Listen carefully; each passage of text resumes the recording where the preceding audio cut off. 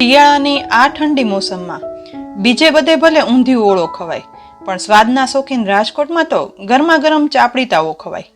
પંજાબી ગ્રેવીના શાકને ટક્કર મારે તેવો ટેસ્ટી રસાવાળો તાવો અને બાટીથી ચપટી પણ વધારે ટેસ્ટી ચાપડીની તો શિયાળામાં રાજકોટના ઘરે ઘરમાં પાર્ટીઓ થાય. આજે કિચન સિરીઝના વ્યુઅર વૈશાલી મહેતાની ડિમાન્ડ પર રાજકોટનો પ્રખ્યાત ચાપડી તાવો તેની ઓરિજિનલ રીતથી આપણે બનાવીએ. શરૂઆત આપણે તાવો બનાવવાથી કરશું, તો તેના માટે 8 થી 9 કલાક માટે પલાળેલા એક નાનો બાઉલ દેશી ચણા લઈશું. તેની સાથે તેટલા જ પલાળેલા વાલ લેવાના છે. જો લીલા વાલ મળે ને તો તે પણ લઈ શકાય છે. તેટલા જ પ્રમાણમાં મગ લઈશું અને પલાળેલી ચોળી પણ લઈશું. પલાળ્યા પહેલા આ બધું કઠોળ હતું ને તે 2 ચમચી લીધું છે. આજે આપણે એકદમ સરળ રીતે કુકરમાં તાવો બનાવવો છે, માટે હંમેશાની જેમ ગેસની લો ફ્લેમ પર મેં 3 લીટરનું કુકર રાખી દીધું છે. કુકરમાં અડધો કપ તેલ ઉમેરવાનું છે. ચાપડી ઊંધિયામાં તેલનું પ્રમાણ ખૂબ વધારે હોય. તેલ ગરમ થાય ને એટલે તેમાં અડધી ટેબલ સ્પૂન જીરું ઉમેરશું. સાથે થોડો અજમો હાથમાં લઈ મસળી અને વઘારમાં ઉમેરવાનો છે. સાથે હવે એક તમાલપત્ર ઉમેરશું, એક સૂકું લાલ મરચું ઉમેરશું, એક બાદિયાન પણ ઉમેરવાનું છે, 2 તજના ટુકડા ઉમેરશું, સાથે મીઠા લીમડાના પાન પણ ઉમેરશું. વઘારમાં જેટલા મસાલા આખા ઉમેરીએ ને તેટલો જ તાવો છે ને તે વધારે ફ્લેવરફુલ બને છે. સાથે 1/4 ટેબલ સ્પૂન હિંગ ઉમેરવાની છે. વઘારમાં બધા મસાલા સતરાવાની સુગંધ આવવા લાગી છે, તો જરા પણ સમય બગાડ્યા વગર 1 બાઉલ ડુંગળી, લસણ, આદુ, લીલા મરચાંની પેસ્ટ કરી હતી તો તે ઉમેરી દેવાની છે. પેસ્ટ ઉમેર્યા પછી તુરંત જ ચમચા વડે બધું હલાવી અને મિક્સ કરતા જઈ આ બધું સાતળવાનું છે. આજે આપણે જે તાવો બનાવીએ છીએ ને તે 4 થી 5 વ્યક્તિ માટે બને ને તેટલો છે. ઘરે પણ તાવો બનાવવો હોય ને તો મેઝરમેન્ટ કપના બદલે કોઈ પણ એક બાઉલ કે વાટકીનું માપ સેટ કરી લેવાનું. અહીં ડુંગળી, લસણ, આદુ, મરચાં બધું આપણા ઘરમાં જે રીતે ખવાતું હોય ને તે પ્રમાણે વધતું ઓછું કરી લેવાનું છે, પણ ટોટલ બધું થઈ 1 બાઉલ ઉમેરવાનું રહેશે. અને જો જૈન તાવો બનાવતા હોય ને તો આ પેસ્ટમાં ડુંગળી, લસણ નહીં ઉમેરવાના અને પેસ્ટની ક્વોન્ટિટી છે ને તે 2 ટેબલ સ્પૂન જેટલી લેવાની. ડુંગળીની પેસ્ટ સતળતા અડધી મિનિટ થાય ને એટલે હવે સ્વાદ પ્રમાણે લીલું લસણ ઉમેરવાનું છે. તેને આ પેસ્ટમાં હલાવી અને મિક્સ કરી સાથે થોડી વાર માટે સતળાવા દઈશું. લીલું લસણ ઉમેરવું એ કમ્પલસરી નથી, પણ આ તો શિયાળાની સિઝન છે અને મારે ઘરમાં લીલું લસણ હતું તો મેં તે ઉમેર્યું છે. બસ વધારે અડધી મિનિટ આ પેસ્ટ સતળાઈ જાય ને એટલે તે માઇલ્ડ ગોલ્ડન બ્રાઉન કલરની અને ટ્રાન્સપરન્ટ થઈ જાય છે. તો હવે તેમાં 1 બાઉલ ટમેટાની પ્યુરી ઉમેરશું. સતરાટી પેસ્ટ સાથે મિક્સ કરશું. અહીં 1 બાઉલ ટમેટાની પ્યુરી બનાવવામાં મેં 3 મોટા ટમેટા વાપર્યા છે. બસ સહેજવાર ટમેટાની પ્યુરી ડુંગળી લસણની પેસ્ટ સાથે સતરાઈ જઈને એટલે હવે તેમાં મસાલો કરશું. તો પ્રથમ 1/2 ટેબલ સ્પૂન લાલ મરચું પાવડર વઘારમાં ઉમેરશું. સાથે 1/4 ટેબલ સ્પૂન હળદર પાવડર ઉમેરવાનું છે. 1 ટેબલ સ્પૂન ધાણા જીરું પાવડર ઉમેરશું. સાથે અડધી ટેબલ સ્પૂન ગરમ મસાલા પાવડર ઉમેરશું. અડધી ટેબલ સ્પૂન મીઠું પણ ઉમેરવાનું છે.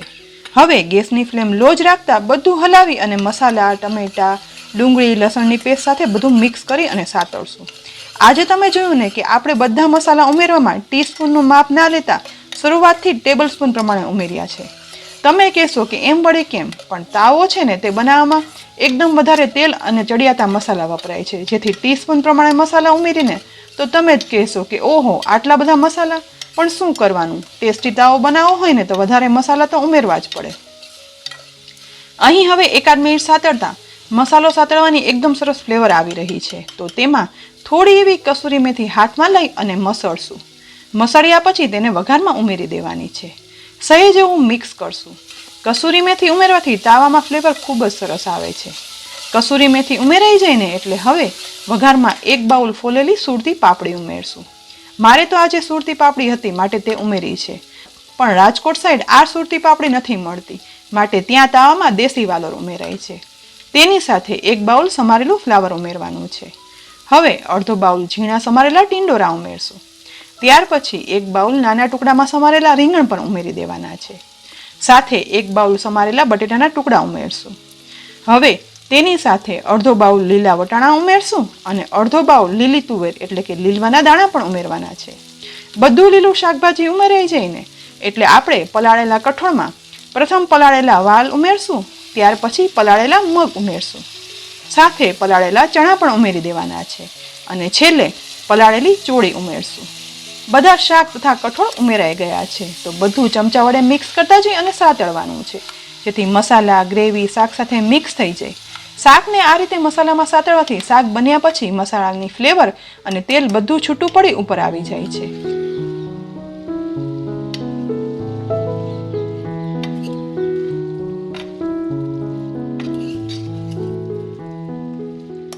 હવે સતળાતા આ શાકમાં આપણે 3.5 કપ પાણી ઉમેરવાનું છે.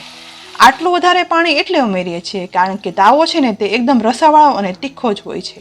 પાણી ઉમેરાઈ જાય ને એટલે હવે એક વખત ચમચાથી હલાવી અને પાણીને શાકમાં મિક્સ કરી લઈશું અને એ પછી કુકરનું ઢાંકણ પણ લગાવી દઈશું. હવે કુકરની સીટી લગાવી અને 4 સીટી કરી લેવાની છે, જેથી તાવો છે ને તે એકદમ સરસ બફાઈ જાય. કુકરમાં તાવો ચડે છે ને એ દરમિયાન આપણે તાવા સાથે ખવાતી ચાપડી બનાવી લઈએ. અહીં મેઝરમેન્ટ 2 કપ ઘઉંનો કરકરો લોટ એક પહોળા બાઉલમાં લઈશું. ઘઉંના કરકરા લોટમાં અડધો કપ ઝીણો રવો પણ ઉમેરવાનો છે. આમ તો આપણે ચાપડી બનાવવામાં ઘઉંનો કરકરો લોટ જ વાપર્યો છે, પણ સાથે થોડો એવો રવો ઉમેરીએ ને તો ચાપડી વધારે ક્રિસ્પી બને છે. હવે તેમાં અડધો ટેબલ સ્પૂન જીરું ઉમેરશું, સાથે 1/4 ટેબલ સ્પૂન અજમો ઉમેરવાનો છે અને તેની સાથે 3/4 ટેબલ સ્પૂન સફેદ તલ ઉમેરશું. હવે 1/4 ટેબલ સ્પૂન મીઠું ઉમેરશું અને છેલ્લે 1/4 કપ જેટલું તેલ ઉમેરવાનું છે. તેલ ઉમેરાઈ ગયા પછી બધા મસાલા અને તેલ લોટમાં એકદમ સરસ રીતે મિક્સ કરી લેવાના, જેથી બધું લોટમાં દાણે દાણામાં એકદમ સરસ ભળી જાય. ચાપડીમાં અજમા, જીરું, સફેદ તલનો સ્વાદ બહુ જ સરસ લાગે છે, માટે અહીં આ ત્રણેયનું માપ ફિક્સ નથી રાખવાનું, પણ તમને જે પણ વધારે કે ઓછું ભાવતું હોય ને તે પ્રમાણે માપમાં વધઘટ કરી શકાય છે. અહીં તેલ લોટમાં એકદમ સરસ મિક્સ થઈ ગયું છે. તો હવે 1 કપ પાણી લઈશું અને જોઈતું પૂરતું પાણી ઉમેરતા જઈ ચાપડીનો લોટ બાંધતા જઈશું. લોટ બાંધતા જોઈ તમને એવું લાગશે આ તો દાલ બાટીની બાટી જેવો લોટ થયો. વાત તો તમારી સાચી છે, પણ આજે આપણે બાટી નહીં પણ ચાપડી બનાવવાની છે. ચાપડી અને બાટીનો લોટ એક સરખો હોય છે, પણ બાટી છે ને તે શેકાય છે, જ્યારે આપણે ચાપડી કેમ બનાવીએ છીએ ને એ તમે આગળ જોજો. ચાપડીનો લોટ છે ને તે આવો જ ભાખરીના લોટની જેમ છૂટો અને કડક બાંધવાનો હોય છે. બસ ભાખરી જેવો લોટ બંધાઈ ગયા પછી આ રીતે થોડો એવો લોટ હાથમાં લઈ મોટા લુવા જેવું વાળી લઈશું અને બધી સાઈડથી કવર કરતા જઈ એક સરખી થોડી ચપટી અને થોડી એવી થીક આવી ચાપડી બનાવી લેવાની છે. અહીં ચાપડી એકદમ વધારે થીક પણ નથી રાખવાની, કારણ કે ચાપડીને તળાવવામાં ખૂબ જ સમય લાગે છે. બનેલી ચાપડીને એક ડીશમાં રાખી દઈશું અને પછી આ જ રીતે બીજી ચાપડી પણ બનાવી લઈશું. ચાપડી બહુ વધારે થીક ને એટલે નથી રાખતા, કારણ કે જેટલી થીક ચાપડી હશે ને તેટલી જ તેને તળાવવામાં વધારે સમય લાગશે. અહીં આટલા લોટમાંથી ટોટલ 8 મીડિયમથી મોટી સાઇઝની ચાપડી બની અને તૈયાર કરી લીધી છે. ચાપડી તૈયાર કરી એ દરમિયાન ગેસની લો ફ્લેમ રાખી મેં તેલ ગરમ કરવા રાખ્યું હતું. તો થોડો એવો લોટનો ટુકડો તેલ ચેક કરવા ઉમેરશું. અહીં લોટમાં બબલ્સ થવા લાગ્યા છે, પણ લોટનો ટુકડો ઉપર આવતા સમય લાગે છે. બસ આવું લો ફ્લેમ પર તેલ ગરમ થાય ને એટલે હવે એક પછી એક ચાપડીને આપણે કઢાઈમાં સમાય તેટલી ઉમેરી દેવાની છે.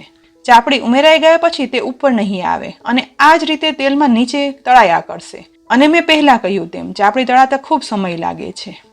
એક સાઈડ ચાપડી તળાતા લગભગ 2 મિનિટ જેવો સમય થયો છે. તો હવે એક પછી એક ધીમે ધીમે કરી આ ચાપડીની સાઈડ ચેન્જ કરી લેવાની છે.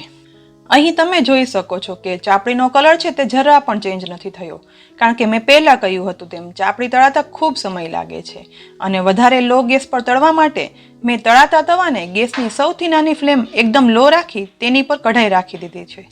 તેમાં ચાપડી તળાય છે.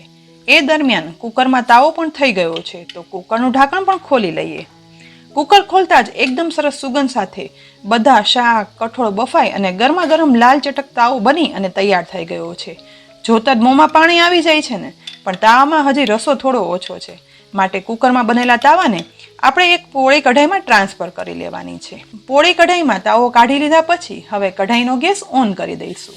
ગેસની ફ્લેમ મીડિયમ ટુ હાઈ રાખતા આ તવામાં ફરી 2 કપ જેટલું પાણી ઉમેરવાનું છે, કેમ કે તાવો છે ને તે એકદમ રસાવાળો અને તીખો તમતમતો હોય છે, માટે પાણીને તાવામાં મિક્સ કરી બસ 1-8 મિનિટ જ ઉકાળવા માટે રાખવાનું છે.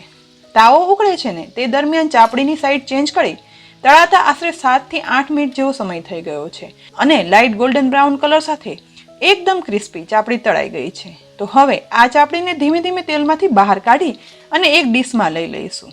બધી ચાપડી ડીશમાં લેવાઈ જાય ને એટલે ગેસની લો ફ્લેમ પર બાકીની ચાપડી પણ આ તેલમાં તળવા માટે ઉમેરી દેવાની છે. ચાપડી ઉમેરાઈ ગયા પછી તે ધીમા તાપે તળાય છે તો બીજી સાઈડ તાવો એકદમ સરસ ઉકળી પણ રહ્યો છે અને વઘારમાં ઉમેરેલું બધું તેલ છૂટું પડી તાવામાં ઉપર આવી ગયું છે અને આવો કલર, તેલ અને રસાદાર પરફેક્ટ તાવો બન્યાની નિશાની છે. તો ઉકળતા તવામાં સમારેલી કોથમીર અડધા બાઉલ જેટલી ઉમેરી દેવાની છે. તેને સહેજ એવી હલાવી અને મિક્સ કરશું. હવે તેમાં 1 લીંબુનો રસ ઉમેરી દેવાનો છે. તાવામાં ઉપરથી લીંબુની ખટાશ છે ને તે ખૂબ જ સરસ ટેસ્ટ આપે છે. લીંબુનો રસ ઉમેરાઈ જાય ને પછી એક વખત મિક્સ કરી લઈશું. બસ ગરમા ગરમ તાવો બની અને તૈયાર થઈ ગયો છે. તો હવે ઢાંકણ ઢાંકી દઈશું જેથી જમવા સમયે ગરમા ગરમ તાવો પીરસી શકાય. બીજી બાજુ બાકીની તળાતી ચાપડી પણ ગોલ્ડન બ્રાઉન કલર સાથે એકદમ સરસ અંદર સુધી તળાઈ ગઈ છે અને ક્રિસ્પી પણ બની છે. તો તળાયેલી આ ચાપડીને પણ તેલમાંથી બહાર કાઢી બીજી તળાયેલી ચાપડી સાથે ઉમેરી દઈશું. ચાપડી અને તાવો બંને તૈયાર છે, પણ તમને થશે કે ચાપડી તાવો ખવાય કેવી રીતે? તો ચાલો આપણે તે પણ જોઈ લઈએ. ચાપડી તાવો હંમેશા લીલા મરચાં, ડુંગળી, પાપડ અને છાશ સાથે ખવાય છે. તો એક ડીશમાં આપણે એક ચાપડી લઈ તેના આ રીતે હાથથી નાના નાના ટુકડા કરી લેવાના છે. અંદર સુધી તળાઈ ક્રિસ્પી તળાયેલી ચાપડી એકદમ સરળ રીતે નાના ટુકડા પણ થઈ જશે. ચાપડીના હવે ટુકડા થઈ ગયા છે. તો આ ટુકડા ઉપર ગરમા ગરમ તાવો ઉમેરવાનો છે. તાવો એટલો ઉમેરશું કે જેથી બધી ચાપડી તાવાના રસમાં તરબતર થઈ જાય. અહીં એક ચાપડીના ટુકડા ઉપર મેં આશરે 5 મોટા ચમચા તાવો રસા સાથે ઉમેર્યો છે. તાવો ઉમેરાઈ ગયા પછી બસ થોડો એવો લીંબુનો રસ ઉપરથી નીચવીશું અને થોડી એવી સમારેલી કોથમીર વડે ગાર્નિશ કરશું. બધું ચમચી વડે સહેજ હલાવી બસ તાવો જમવા માટે તૈયાર છે. ફ્રેન્ડ્સ, શિયાળામાં રાજકોટમાં ઘરે ઘર બનતો ચાપડી તાવો એકદમ તીખો તમતમતો અને મજેદાર હોય છે. તો આજે ચાપડી તાવાની સંપૂર્ણ રેસીપી તમે જોઈ. આ શિયાળામાં એક વખત બનાવી અને જરૂરથી ખાજો અને તમારા ફેમિલીને પણ ખવડાવજો. ઊંધિયા અને ઉબાડિયા જેવું જ પણ થોડા અલગ સ્વાદ સાથેનો ચાપડી તાવો બધાને જરૂરથી ભાવશે જ. અને પછી કોમેન્ટ કરી અને કહેજો કે તમને આ રેસીપી કેવી લાગી. અને હા, અમારી ચેનલને સબસ્ક્રાઈબ પણ જરૂરથી કરજો જેથી અમારી ચેનલ પર મુકાતી આવી અનેક ઉપયોગી રેસીપીના નોટિફિકેશન તમને તુરંત જ મળે. ફરી મળશું એક નવી રેસીપી સાથે. ત્યાં સુધી આવજો.